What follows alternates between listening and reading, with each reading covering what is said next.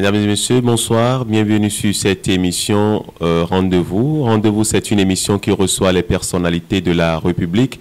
Et nous recevons monsieur Ulrich Akakpo. Il est journaliste, ancien chef service des programmes à Radio Univers. Il est promoteur culturel également.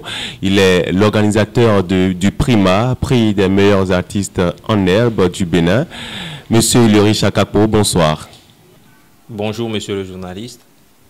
Alors, monsieur Ulrich Akakpo, le Bénin connaît aujourd'hui un nouvel événement. Il s'agit bien sûr du Bénin Showbiz Awards. Que pensez-vous de cet événement qui vient, à mon avis, redorer le blason de la culture béninoise?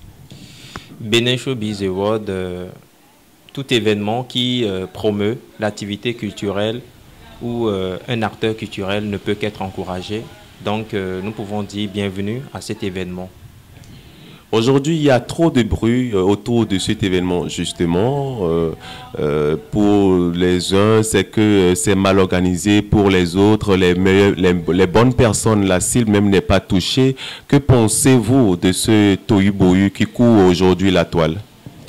Je dirais à toutes ces personnes qui tirent sur cet événement, puisqu'on peut lire sur les réseaux sociaux, qu'il y a beaucoup qui se sont remontés contre cet événement Bénin Showbiz Award.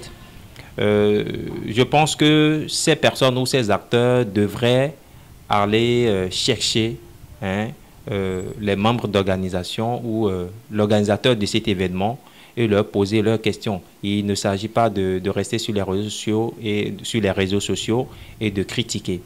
Encore que ces personnes qui critiquent cet événement devraient également s'imprégner des principes de cet événement, parce qu'un investisseur qui pense investir dans un domaine n'a pas besoin de l'avis de qui que ce soit. Il définit lui-même ses propres critères et c'est en fonction de ça qu'il organise son événement. Donc il ne servira à rien à ses promoteurs de critiquer sur lui, mais plutôt de chercher quels sont les critères, qu'est-ce qui a amené à ceux qui ne sont pas nominés.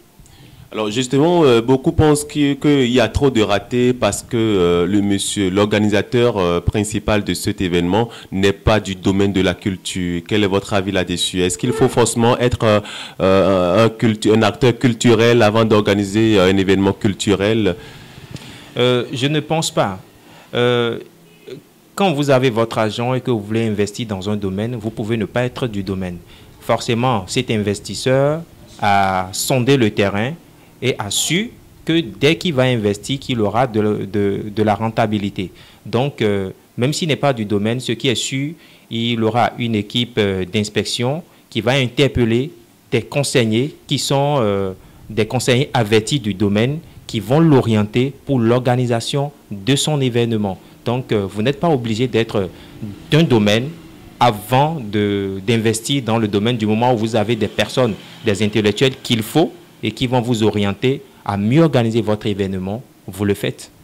Alors, de votre fenêtre, pensez-vous qu'il y a déjà de la qualité dans le travail qui se fait aujourd'hui? Parce que nous voyons sur la page de l'événement des publications qui se font, des artistes qui sont nominés. Est-ce que vous pensez qu'il y a de la qualité, un peu de crédibilité dans ce qui se fait avant même le jour J?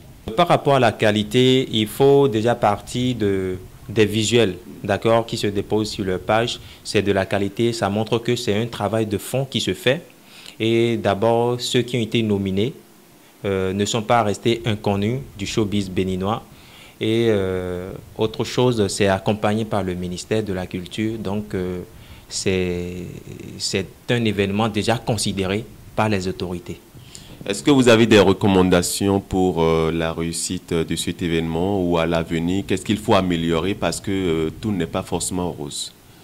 Oui, tout n'est pas forcément rose. Pour des recommandations, pour mes recommandations, je souhaiterais que désormais, pour la prochaine édition, que les membres d'organisation de cet événement lancent un appel à l'endroit des acteurs culturels désireux de postuler, d'être nominés, histoire d'éviter des polémiques plus tard.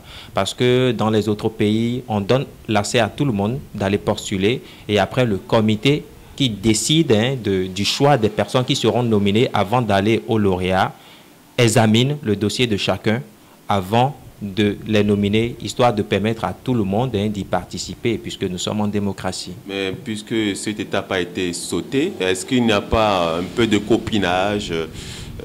On choisit qui on veut. C'est vrai que bon, pour les personnes qu'on a vues qui sont nominées, il y en a qui ont beaucoup travaillé, mais pour d'autres, est-ce que ça ne laisse pas trop à désirer? Je ne pense pas, puisque les membres de cet événement, les membres d'organisation de cet événement sont suffisamment avertis avant de passer à la nomination de ceux qui, en tout cas, sont en lice pour cet événement de cette édition. Je l'ai dit, ceux qui sont nominés pour cette édition ne sont pas inconnus du showbiz béninois. C'est des acteurs que nous connaissons, c'est des artistes que nous connaissons.